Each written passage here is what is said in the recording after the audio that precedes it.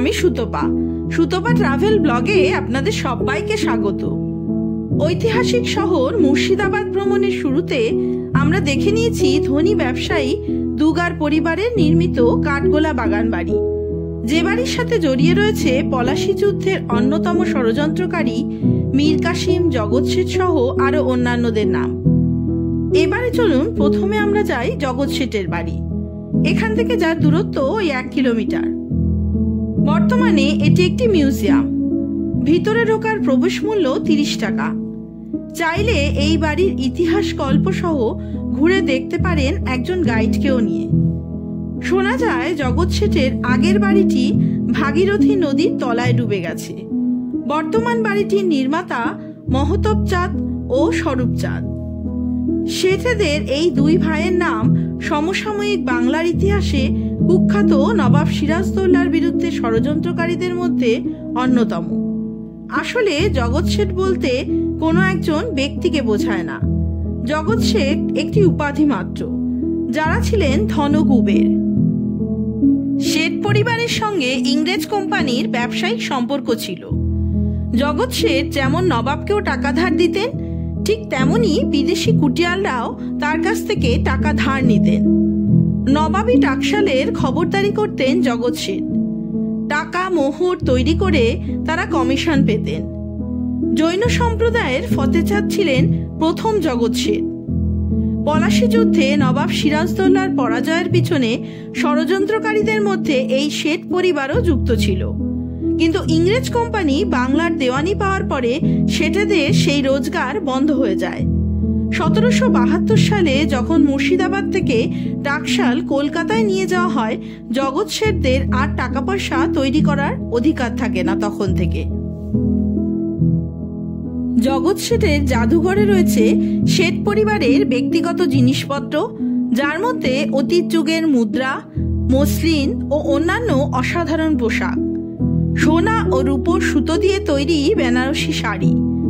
মাটির নিচে সুড়ঙ্গ সহ ঘরও রয়েছে, যেখানে অবৈধ বাণিজ্য পরিকল্পনা করা হতো।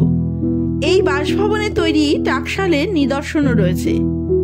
20 ফুট নিচে অস্ত্রাগার, জগৎ শেঠের টাকশালে তৈরি সোনা রূপার মুদ্রা, বিশেষ আকর্ষণ 2.5 টাকার নোট। এমন এক আয়না রয়েছে যেখানে নিজের মুখ দেখা যায় না, অথচ অন্যের মুখ দেখা যায়। তাছাড়াও আসবাবপত্র, নানা যানবাহন সহ বিভিন্ন পুরনো ব্যবহৃত জিনিসপত্র রয়েছে এই মিউজিয়ামে। তবে জগৎ শেঠের পুরো বাড়িটি এক ভুলভুলাইয়া মতো। একবার প্রবেশ করলে অন্য পথে বেরোতে হবে, ফিরে আসার ব্যবস্থা নেই। সুড়ঙ্গ পথ হয়ে ওপরতলা হয়ে আবার কিভাবে যে নিচে বাইরে বেরিয়ে আসলাম তা ভাবলে গুলিয়ে যাচ্ছে পুরো ব্যাপারটাই। তবে ভিতরে সমস্ত জায়গাতেই কড়া নিরাপত্তা, ছবি বা ভিডিও করা নিষেধ রয়েছে। জগৎ শেঠের বাড়ি দেখে বাইরে বেরিয়ে যাওয়ার সময় দেখতে পাবেন এক জৈন মন্দির। জগৎ শেঠ পরিবার ছিল শ্বেতাম্বর জৈন সম্প্রদায়ভুক্ত। তাদের মন্দিরটি ত্রয়োবিংশ তীর্থঙ্কর পরেশনাথের নামে উৎসর্গকৃত। মন্দিরটি কিন্তু পুরনো নয়। 1918 সালে জগৎ শেঠ পরিবারের বংশধরেরা নির্মাণ করেছিলেন। চলুন তাহলে, ঘোড়ার গাড়ি নয়, আমরা আজ ঘুরছি টোটোতে করে। তবে শুরুটা দেরিতে করায় সব জায়গাতেই তাড়াহুড়ো করতে হচ্ছে। যাই হোক, চলুন, চলে এসেছি এবার আরেক রাজবাড়ির সামনে, নসিপুর রাজবাড়ি। নসিপুর প্রাসাদটি ছিল দেবী সিংহের দরবার, যিনি নবাবী যুগে ব্রিটিশদের ব্যয় সংগ্রহকারী ছিলেন এবং কঠোর কর কর্তৃপক্ষ হিসাবে পরিচিত ছিলেন। বর্তমানে এটি একটি মিউজিয়াম। দেবী সিংহ পানিপথ থেকে এসেছিলেন এবং একজন ব্যবসায়ী হিসাবে কাজ শুরু করেছিলেন। একটি বিচারের পর তিনি দেওয়ান রেজা খানের অধীনে রাজস্ব বিভাগে নিয়োগ পেতে সফল হন। যারা সময় মতো কর দিতে ব্যর্থ হন তাদের বিরুদ্ধে তিনি কঠোর আচরণের জন্য পরিচিত ছিলেন। ধীরে ধীরে তিনি ইস্ট ইন্ডিয়া কোম্পানির লোকেদের মধ্যে তার প্রভাব বিস্তার করতে শুরু করেন। সেই বিভাগে তখন প্রধান হন। রাজস্ব আদায়ের ব্যাপারে তার অত্যাচার ও উৎপীড়ন ছিল অমানবিক। অত্যাচারী দেবী সিংহের নানা অত্যাচারের নমুনা রয়েছে এখনকার সংগ্রহশালাতে। রাজপ্রাসাদে একটি মন্দির রয়েছে, নাট মন্দির সহ, যা মুর্শিদাবাদের বৃহত্তম মন্দিরগুলির মধ্যে একটি। নাট মন্দিরে ঝুলনযাত্রা উৎসব ছিল মুর্শিদাবাদের নামকরা। তবে এখন আর কোনো জৌলুসই নেই এখানে। আর এই চত্বর ছিল সুবিশাল এক নাচমহল, যার চিহ্ন হিসাবে রয়েছে কয়েকটি স্তম্ভ মাত্র। দেওয়ালে রয়েছে সে যুগের বিখ্যাত নর্তকী হীরাবাই, লর্ড হেস্টিংস সহ দেবী সিংহের ছবি। অত্যাচারী জেলখানাও রয়েছে এখানে। নাট মন্দির ঘুরে দেখে নিয়ে এবারে চলুন যাওয়া যাক রাজপ্রাসাদের ভিতরের মিউজিয়ামে। প্রাসাদের ভিতরে রয়েছে সে সময়কার লোহার লকার, কাঠের সিন্দুক, বিএলআরও ম্যাপঘর, 300 বছর আগেকার খাজনা আদায়ের যাবতীয় বই, নথিপত্র, তাছাড়াও নানা ব্যবহার্য জিনিসপত্র। তবে ভিতরে ছবি তোলা নিষেধ। মুর্শিদাবাদ ভ্রমণে এসে যেখানেই যাচ্ছি সমস্ত জায়গায় যেন কথা বলে, মানে নানা ঐতিহাসিক গল্প, ইতিকথা সত্যি আপনাকে আশ্চর্য করবে। তাই মুর্শিদাবাদ মানেই নবাবী শহর।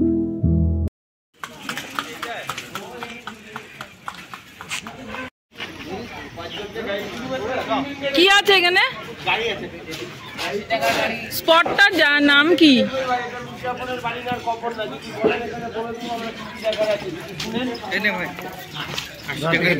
জায়গাটার নাম কি? এইটা নসিপুর আখড়া, মির্জাপুরের দান করা মাটি। কজন? 3 জন। মোবাইলে ছবি তো সিরাজ। আরে সময় নাই, আমরা এখন দৌড় দিয়ে দেখবো। আসলে সকালে বাড়ি থেকে বেরিয়ে প্রথমেই হাজারদুয়ারি প্যালেসের সামনে পৌঁছে সেখানে টিকিট কেটে ফেলেছি আমরা। তাই 4:30টার মধ্যে সেখানে পৌঁছতেই হবে, না হলে আর ঢুকতে পারবো না।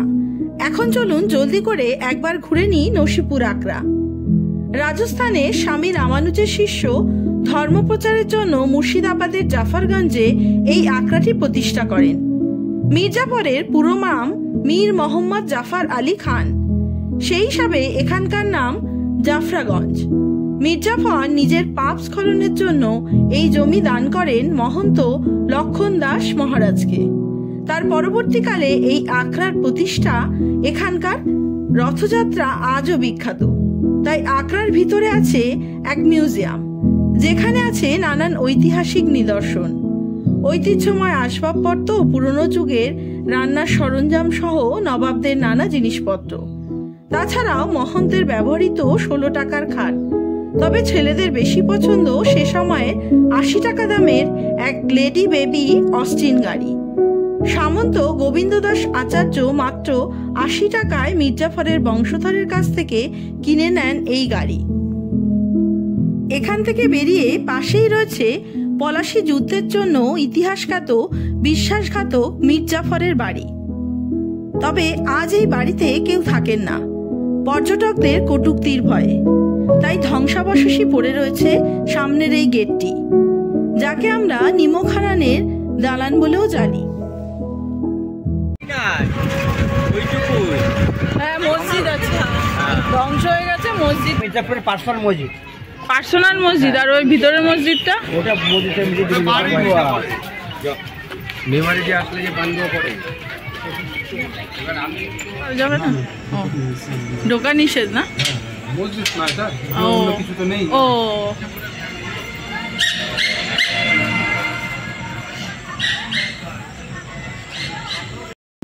মির্জাফরের নিজস্ব কবরের ঠিক উল্টো দিকে রয়েছে মির্জাফরের পরিবারের 1100টি কবর। জাফরাগঞ্জের এই কবরস্থানটি কিন্তু একটি টুরিস্ট স্পট। সিরাজদৌল্লার হত্যার পর নবাবি করেছিলেন মির্জাফরের বংশধরেরা, তাই এই রাজকীয়ভাবেই সমাধিস্থ করা তার পরিবারের সকলের সমাধি। তবে ট্রেনে বা গাড়িতে যেভাবেই মুর্শিদাবাদ ঘুরতে আসুন না কেন, চেষ্টা করবেন ঘোড়ার গাড়িতেই ঘুরে সমস্ত স্পট দেখতে। তাতে নবাবী শহরের আমেজ থাকে। তবে সব ক্ষেত্রেই দরদাম করে নেওয়াই ভালো। আমরা টোটো করে এসে দাঁড়ালাম আজিমুন্নেসা বেগমের সমাধির সামনে। মুর্শিদ কুলি খাঁর একমাত্র কন্যা এবং মুর্শিদাবাদের দ্বিতীয় নবাব সুজাউদ্দিনের স্ত্রী ছিলেন আজিমুন্নেসা। হাজারদুয়ারি থেকে 2 কিলোমিটার দূরে এই কবরস্থান নিয়ে রয়েছে একটি গল্প কাহিনী। আজিমুন্নেসা বেগম বিবাহের পর তার বাবার কাছেই থাকতেন, এবং একবার তিনি ভীষণ অসুস্থ হয়ে পড়েন। সে সময় বহু হাকিম বৈদ্য এসেও তাকে সেই রোগের হাত থেকে রক্ষা করতে পারেনি। এই অবস্থায় এক ফকির এসে বলেন মানুষের কলিজা বা লিভার দিয়ে তৈরি এক ঔষধের কথা, যা নিয়মিত খেলে মুক্তি পাওয়া যাবে এই রোগ থেকে, তবে তা আসক্তিতে পরিণত হতে পারে। এরপর থেকে আজিমুন্নেসা সুস্থ হওয়ার পরেও কলিজা বা লিভার খাওয়া থামাতে পারেনি। তাতেই নাকি আজিমুন্নেসাকে জ্যান্ত কবর দেওয়া হয়েছিল এখানে, যদিও এই সত্যতা ইতিহাসের কোথাও জানা নেই কারোর। চলুন ওদিকে চলে এসেছি মুর্শিদাবাদ ভ্রমণের মূল আকর্ষণ হাজারদুয়ারি প্যালেসের সামনে। দুপুর 1টার সময় ছিল ভিড়ে ঠাসা এই চত্বর। তখনই কাটা হয়েছিল টিকিট আমাদের। টিকিট কাউন্টার সকাল 9টা থেকে বিকেল 4:30 পর্যন্ত খোলা থাকে। টিকিট মূল্য 20 টাকা, ভারতীয়দের জন্য এবং বিদেশিদের জন্য 250 টাকা। ঢুকতেই ডান দিকে রয়েছে ইমামবাড়া ও ওয়াচ টাওয়ার, আর বাঁ দিকে হাজারদুয়ারি প্যালেস। এখন পরন্ত বিকেলে এর সৌন্দর্য আবার অন্যরকম লাগছে। হাজারদুয়ারি প্রাসাদ, যা পূর্বে বড়কোঠি নামে পরিচিত ছিল, 19বিংশ শতাব্দীতে নবাব নাজিম হুমায়ুন শাহ দ্বারা নির্মিত হয়েছিল এই প্রাসাদ। তিনি ছিলেন বাংলা, বিহার ও উড়িষ্যার নবাব। ব্রিটিশ যুগে বাংলার এক বৈশিষ্ট্যপূর্ণ ঐতিহাসিক নিদর্শন হল হাজারদুয়ারি। বিশালাকার এই প্রাসাদে প্রত্যেকটি হলঘর অনুপম সৌন্দর্যের আলোকে সজ্জিত। বাংলার নবাবী আমলে স্থাপত্য করার এক উজ্জ্বল প্রতিফলন হল এই হাজারদুয়ারি প্রাসাদ। সাধারণত এই প্রাসাদটি বহু দরজা বিশিষ্ট বলে তাই একে হাজারদুয়ারি নামকরণ করা হয়েছে। বাইরে থেকে ও ভিতর থেকে হাজারদুয়ারিতে অনেক দরজা দৃশ্যমান হলেও তার মধ্যে অনেক দরজাই কিন্তু আদপে নকল, অথচ দূর থেকে পুরোপুরি আসল বলেই মনে হয়। 17শো শতাব্দী থেকে ইংরেজ শাসনের আগে পর্যন্ত সুবা বাংলা, বিহার ও উড়িষ্যার রাজধানী ছিল মুর্শিদাবাদ শহর। এখানে রাজত্ব করতেন নবাবরা। এখানকার নবাব হুমায়ুন যা ইউরোপীয় স্থপতি দিয়ে এই প্রাসাদ নির্মাণ করান। অনেকে ভুল করে ভাবেন যে এই প্রাসাদ বুঝি নবাব সিরাজদৌল্লার তৈরি। এই প্রাসাদ তৈরি হয় সিরাজদৌল্লার জামানার পরে। সিরাজের প্রাসাদের নাম ছিল হীরাঝিল, তা এখন ভাগীরথী নদীতে তলিয়ে গেছে। এই প্রাসাদ ইউরোপীয় ধাঁচে বানানো। এটি ভাগীরথী নদীর তীরে অবস্থিত। 3 তলার বেগম ও নবাবদের থাকার ঘর, দোতলায় দরবার হল, পাঠাগার, অতিথিশালা এবং 1 তলায় নানা অফিস ঘর ও গাড়ি রাখার জায়গা ছিল। বর্তমানে ভারতের পুরাতত্ত্ব বিভাগ এখানে একটি সংগ্রহশালা বানিয়েছে, তবে দুর্বল কাঠামোর জন্য দর্শকদের 3 তলায় উঠতে দেওয়া হয় না। শুক্রবার এই মিউজিয়াম পুরোপুরি বন্ধ থাকে। মিউজিয়াম বা প্যালেসের ভিতরে রয়েছে বিভিন্ন তৈলচিত্র, আলোকচিত্র, অঙ্কিত চিত্র আর রূপার সিংহাসন, হাতির দাঁতের তৈরি পালকি, শ্বেতপাথরের ভাস্কর্য, বিভিন্ন ধরনের অস্ত্রশস্ত্র, পোশাক পরিচ্ছদ, অলংকার, দুষ্প্রাপ্য লিপি। তবে সবকিছুই অনেক সময় নিয়ে দেখলেও বেশ ইন্টারেস্টিংই মনে হবে আপনাদের। প্যালেসের ভিতরে ছবি ভিডিও করা যায় না ঠিকই, তবে শীতের বেলায় সারাটা দিন প্যালেস চত্বরের বাগানে ঘুরে ফিরে ছবি তুলতে নানাভাবে উপভোগ করছে বহু মানুষই। এ দৃশ্য দেখার মতো। চলুন এবার আমরাও ঘুরে দেখে নিই। হাজারদুয়ারির উত্তর দিকে রয়েছে এক মসজিদ, যাকে মদিনা বলা হয়। এই মদিনাই সিরাজদৌল্লার সময়ের একমাত্র স্থাপত্য শিল্পের নিদর্শন। নবাব নিজে মদিনার জন্য কারবালা হতে পবিত্র মাটি বয়ে নিয়ে এসেছিলেন, যাতে মুর্শিদাবাদে থেকেই মদিনার পবিত্রতা পাওয়া যায়। আর তার আরেক পাশে রয়েছে এক বিশালাকার কামান, যাকে বলে বাচ্চাবালি তোপ। নবাব হুমায়ুন যার সময় একটি নদীগর্ভ থেকে উদ্ধার করা হয় এটি। এতে 3টি চেম্বার আছে। এই কামান দাগার জন্য 1812 প্রয়োজন হয়, তবে এটি একবারই নাকি দাগা হয়েছিল। তাতে বহু গর্ভবতী মহিলার গর্ভপাত ঘটে যায়, তাই থেকেই এর নাম হয় বাচ্চাবালি তোপ। আর সামনে রয়েছে অতি সুন্দর এক ইমামবাড়া। বাংলার এই বৃহত্তম ইমামবাড়াটি 207 মিটার দীর্ঘ। নবাব নাজিম ফেরাদুন, যার আমলে 6 লক্ষ মুদ্রা ব্যয়ে সৈয়দ আলী খাঁর তত্ত্বাবধানে 1847 সালে নির্মিত হয়েছিল এই ইমামবাড়া। এই বিশাল ইমামবাড়াটির নির্মাণ কাজ মাত্র 6-7 মাসে সম্পন্ন হয়েছিল। আয়তকার বিশাল এই সৌধটি 3টি চতুর্ভুজ অংশে বিভক্ত। মাঝের অংশটি ভারতীয় পুরাতত্ত্ব কর্তৃক সংরক্ষিত।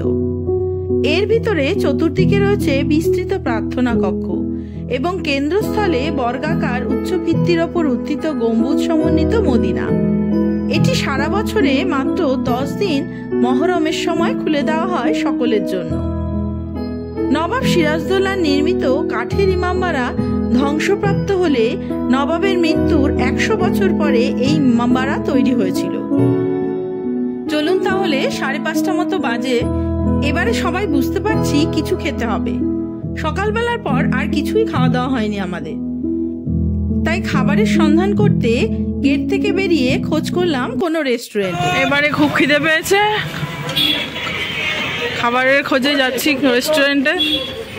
ছেলেদের খোঁজ ইচ্ছা মতো দেখি কোন রেস্টুরেন্টে যাওয়া যায়। টাঙ্গাগড়ে ঘুরতে কত টাকা?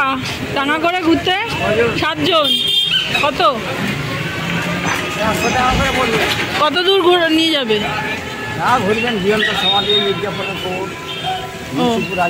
আর এমনি যদি কিছু না দাঁড়াই, বন্ধ হয়ে গেছে না এখন? 60 টাকা করে পড়বে। 60 টাকা কি পার হেড? পার হেড 60 টাকা। কতক্ষণ ঘোরাবে? আধ ঘন্টা। এক ঘন্টা। লাইট জ্বলে টাঙ্গায়? লাইট জ্বলে না, অন্ধকারে হয়ে গেলে রাস্তায় আলো, তাই তো? স্থানীয়দের জিজ্ঞাসা করাতে সন্ধান পাওয়া গেল হাঁটা পথেই হাজারদুয়ারি রেস্টুরেন্টের। ভিতরে এসে ওপরতলাতে বসতেও বলা হলো আমাদেরকে। মেনু কার্ড দেখে যে যার পছন্দ মতো অর্ডার করা হলো। যদিও ছেলেদের পছন্দ মতো বিরিয়ানি আসলো টেবিলে, সঙ্গে ভাত, ডাল, এগ কারিও রইল। আমাদের অভিজ্ঞতা মতোই এখানকার বিরিয়ানি ভালো অন্যান্য খাবারের তুলনায়।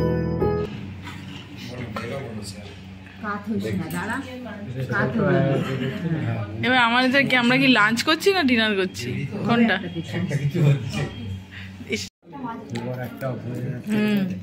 শেষমেশ লোডশেডিং হয়ে গেল, ক্যান্ডেল জানালো। হাজারদুয়ারি প্যালেসের কয়েকশো মিটার দূরেই হাজারদুয়ারি রেস্টুরেন্টে খাওয়া দাওয়া সেরে এবারে চলুন আবারও আমরা বেরিয়ে পড়ি ঘুরতে। সেই মতো চলে আসলাম মতিঝিল। এখানকার ঐতিহাসিক গুরুত্ব কিন্তু কম নয়, তবে এটি একটি পার্ক বা প্রকৃতির তীর্থ, তাই রাস্তা জুড়ে মানুষের প্রচন্ড ভিড় ঠেলে পার পার্সন 20 টাকা টিকিট কেটে আমরা ভিতরে ঢুকলাম সবাই। বিশাল জায়গা জুড়ে এই পার্ক, কিন্তু অন্ধকার হয়ে আসায় বুঝতে পারছি না শুরুটা কিভাবে করব। চাইলে সাইকেল বা টয় ট্রেনে করেও ঘুরে দেখতে পারেন সমস্ত এলাকা। ইংরেজদের সাথে হাত মিলিয়ে নবাব সিরাজদৌল্লার মাসি ঝসিটি বেগম এখানেই রচিত করেছিলেন কলঙ্কের ইতিহাস। আগের জায়গাটিকে সংস্কার করে বর্তমানে এই বিশাল পার্কের রূপ দেওয়া হয়েছে। এর ইতিহাস খানিক অন্যরকম। ঘসিটি বেগমের স্বামী 1751 সালে নওয়াজিস মোহাম্মদ খাঁ সুদৃশ্য মতিঝিলের পালে শাহিদ আলার নামে এক প্রাসাদ নির্মাণ করেছিলেন বসবাসের জন্য। মতিঝিল আসলে একটি অশুক্রাকৃতি লেক, আর ঘসিটি বেগমের প্রাসাদে বসেই ষড়যন্ত্রে মেতেছিলেন নবাব সিরাজদৌল্লার বিরুদ্ধে ষড়যন্ত্রকারী সকলেই। আবার এখান থেকেই 1757 সালে পলাশী যুদ্ধের উদ্দেশ্যে রওনা হয়েছিলেন নবাব সিরাজদৌল্লার সৈন্যবাহিনী। তবে এখন রাজপ্রাসাদ আর নেই।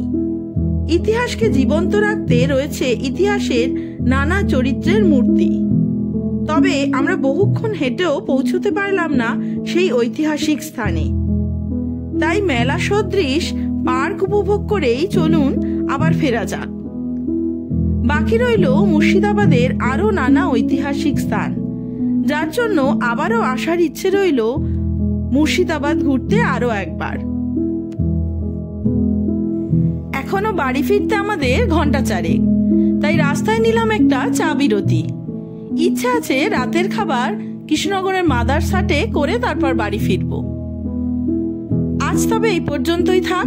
আপনাদের সাথে দেখা হবে নতুন আর একটা ব্লগ নিয়ে, নতুন আর এক জায়গায়। ততদিন সবাই সুস্থ থাকবেন, ভালো থাকবেন। নমস্কার।